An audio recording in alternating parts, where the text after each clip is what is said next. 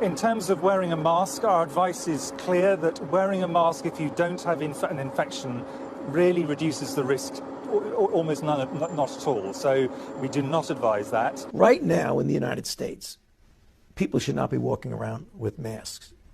You're sure of it? Because people are listening really closely to this. Right now, people should not be walking. There's no reason to be walking around with a mask.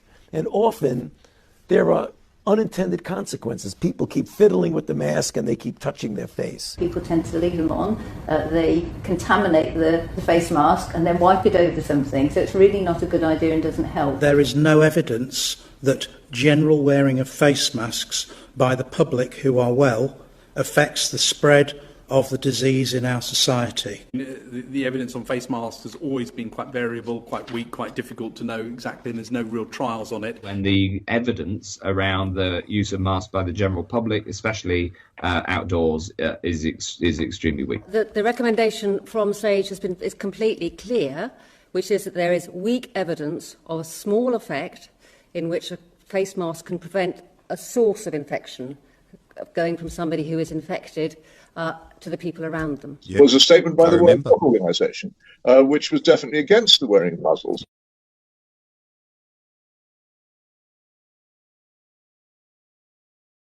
A few weeks ago, the World Health Organization did a reverse ferret and changed its mind. And Deborah Cohen, of the medical correspondent Newsnight on the BBC, had an amazing scoop the other day. She actually discovered, and she put it to the WHO, that her contacts inside the World Health Organization had told her that the position of the WHO on muzzles had been changed because of political pressure, not because of medical reasons. Newsnight understands that the World Health Organization committee that reviewed the evidence for the use of face coverings in public didn't back them. But after political lobbying, the WHO now recommends them.